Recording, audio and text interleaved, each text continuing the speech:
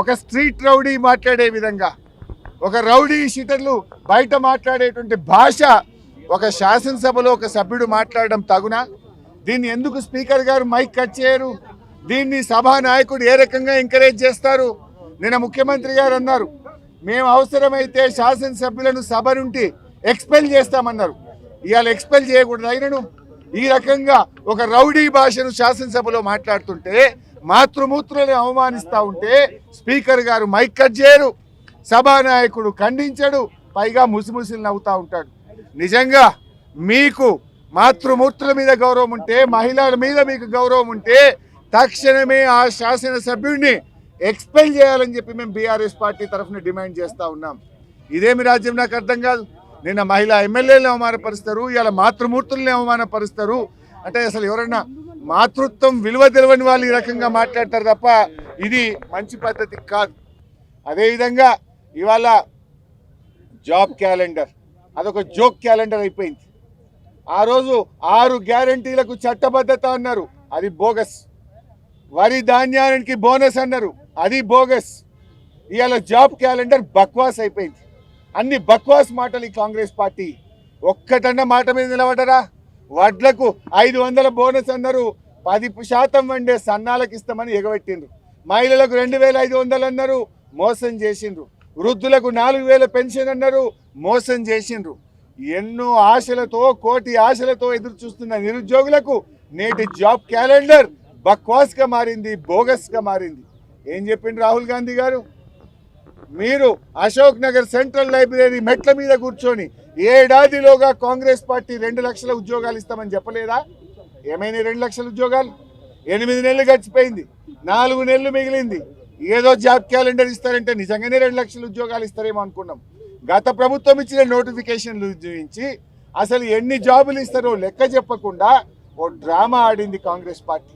ఏది ఏమైనా ఇవాళ జాబ్ క్యాలెండర్ అనేది చాలా దురదృష్టకరం. జాబ్ క్యాలెండర్ కాస్త జాబ్లెస్ క్యాలెండర్, బోగస్, బక్వాస్, ఒక జోక్ క్యాలెండర్గా మారిపోయింది. దీన్ని తీవ్రంగా ఖండిస్తున్నాం. ఈ రోజుతో వదిలిపెట్టాం. ఈ కాంగ్రెస్ పార్టీని 2 లక్షల ఉద్యోగాలు ఇచ్చేదాకా వెంటబడుతుంది బీఆర్ఎస్ పార్టీ. నిరుద్యోగుల పక్షాన పోరాడుతుంది బీఆర్ఎస్ పార్టీ. నిజంగా ఈరోజు శాసనసభ ఇవాళ black day. Today is a black day for Telangana assembly. నిజంగా తెలంగాణ శాసనసభ చరిత్రలో గత 10 ఏళ్లలో ఎప్పుడు కూడా ఈ రకమైనటువంటి పద్ధతిలో సభ జరగలేదు, ఈ రకమైన భాష వాడలేదు. ఇవాళ తెలంగాణ మాతృమూర్తులందరినీ, తల్లులందరినీ అవమానించింది శాసనసభ. ఇవాళ ఆ సభలో ఉన్న కాంగ్రెస్ నాయకులు సిగ్గుతో తలదించుకోవాలి. తెలంగాణ సమాజానికి, తెలంగాణ మాతృమూర్తులకు బేషరతుగా క్షమాపణ చెప్పాలని డిమాండ్ చేస్తున్నాం. ఏం చేస్తుంది ప్రభుత్వం?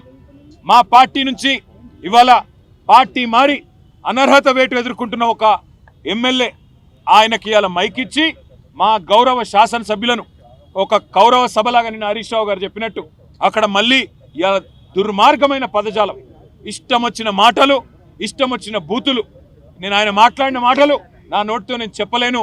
మా అక్క లక్ష్మక్క అయితే పరిగెత్తుకుంటూ వచ్చింది, మనం ఇక్కడ ఉండొద్దు సార్, వెళ్ళిపోదాం, ఇట్లాంటి చిల్లర బజారు భాష మాట్లాడే కాడ ఎందుకు ఉండాలి మనం అని చెప్పి మమ్మల్ని అందరినీ బయటికి, మేము వినలేదు నిజానికి అక్కడ మైకులో తను విన్నది కాబట్టి మమ్మల్ని అందరినీ బయటికి తీసుకొని వచ్చింది. అంటే రేషం గల్ల తెలంగాణ బిడ్డలు ఎవరు ఇవాళ ఆ సభలో అలాంటి చిల్లర బజారు భాషదైతే ముఖ్యమంత్రి నుంచి మొదలు పెడితే దుర్మార్గమైన మా పార్టీలో గెలిచి ఆ పార్టీలో ఉన్న ఎమ్మెల్యేలు వాడుతున్నారో అది భరించలేక తెలంగాణ యువత తరపున మేము అడుగుతుంటే, తెలంగాణ యువతకు 2 లక్షల ఉద్యోగాలు ఇవ్వాలని మేము అడుగుతుంటే మమ్మల్ని ఆ బజారు భాషలో తిట్టించిన ఈ దిగజారుడు ముఖ్యమంత్రి, ఈ దిగజారుడు దివాలా కోరు ప్రభుత్వాన్ని ఇవాళ అభిశంసించాలి. తెలంగాణ యువత కొట్టాలి.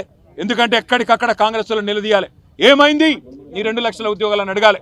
నేను అడుగుతా ఉన్నా, రాహుల్ గాంధీ దమ్ముంటే రా అశోక్ నగర్, దమ్ముంటే అశోక్ నగర్కి రా, ఇక్కడికి వచ్చి చెప్పు నువ్వు ఇచ్చిన జాబ్ క్యాలెండర్ కరెక్ట్ అని చెప్పు. రేవంత్ రెడ్డి దమ్ముంటే రా, సెక్యూరిటీ లేకుండా నువ్వు మేమందరం వస్తాం, అశోక్ నగర్కి పోదాంపా. అక్కడికి వచ్చి ఒక్క పిల్లగాంతో చెప్పి, ఒక్క తమ్ముడితో, ఒక్క చెల్లెతో చెప్పి ఈ 8 నెలల్లో నీ కాంగ్రెస్ ప్రభుత్వం ఒక్క ఉద్యోగం ఇచ్చిందని చెప్పి వాళ్ళతో చెప్పి మేమందరం రాజీనామా చేసి అక్కడనే పెట్టి పోతాం. రేవంత్ రెడ్డి మళ్ళీ అంటుంటాడు మగాళ్ళు అయితే అని. నేను అంటున్నా, రేవంత్ రెడ్డి మగాడివైతే రా, అశోక్ నగర్కి రా, అక్కడ పిల్లలే చెప్తారు నువ్వు ఉద్యోగాలు ఇచ్చిన మాట వాస్తవమా కాదో చెప్తారు. నీ రాహుల్ గాంధీని తీసుకురా, ఇచ్చిన మాటలు ఏమైనా నిలదీస్తారు. కాంగ్రెస్ నాయకులను తరిమేసే పరిస్థితి ఉంది ఇవాళ తెలంగాణ యువత. మళ్ళీ మమ్మల్ని మా ఎమ్మెల్యేలందరినీ కూడా ఒక బజారు భాషలో మా సాటి ఎమ్మెల్యేతో తిట్టించిన వైనం ఏదైతే ఉందో ఇది నిజంగా కూడా ప్రజాస్వామ్యానికి అందరికీ ఈ శాసనసభకి ఒక చీకటి రోజు. నిజంగా కూడా ఒక దుర్మార్గమైన పద్ధతుల్లో నిన్న మొన్న మా అక్కలను అవమానించారు. ఈరోజు మొత్తంగా ఒక శాడిస్ట్ మాదిరిగా ముఖ్యమంత్రి ఇవాళ ఈ రకంగా పైశాచికానందం పొందుతూ ఒక సభ్యుడు మమ్మల్ని అమ్మ అక్క అని తిడుతుంటే పైశాచికానందం పొందుతూ అందరిని ఉసిగొల్పుతూ ఆయన పక్క నిలబడండి పొండి అని ఉసిగొల్పుతూ ఒక శాడిస్ట్ ముఖ్యమంత్రి లాగా రేవంత్ రెడ్డి వ్యవహారం చేస్తూ ఉన్నాడు. జవాబ్ దాంట్లో డిస్కషన్లో పార్టిసిపేట్ చేయొద్దన్న ఉద్దేశంతోనే ఈరోజు గౌరవ శాసనసభ్యులు వాడిన భాష సభ్య సమాజం తలంచుకుంటుంది. ఇప్పుడైనా నిన్న మాకు నీతులు చెప్తూ నిజంగానే గౌరవ స్పీకర్ గారు ఈ అసెంబ్లీ ఇట్లా ఉండాలి అట్లా ఉండాలి, ఆ మాట మాట్లాడొద్దు ఈ మాట మాట్లాడొద్దని మాకు చెప్పే ప్రయత్నం చేస్తున్నారు. ఇప్పుడు తన చెవులతో విన్నారు. ఏం నిర్ణయం తీసుకుంటారనేది ఇప్పటికైనా ఆలోచించండి. ఈ గౌరవ సభ గౌరవాన్ని కాపాడండి. మహిళల పట్ల బయట జరుగుతున్నాయి దాడులు అత్యాచారాలంటే ఇక్కడ కూడా గౌరవ సభకి ఏమాత్రం తగ్గలేదని ఎందుకన్నారు హరీష్ రావు గారు అంటే అక్కడ ద్రౌపదికి జరిగిన అవమానమే ఇక్కడ మాకందరికీ కూడా జరిగింది. ఎంత ప్రతి ఒక్క సభ్యుడు ప్రతి ఒక్క ఎమ్మెల్యే గారు మాకేది జరగలేదు మా జరగలేదు మహిళలకి ఇక్కడ ఏం జరగలేదు అనవసరంగా రాదంతం చేస్తున్నట్టు రాష్ట్ర ప్రజలందరూ కూడా చూస్తున్నారు.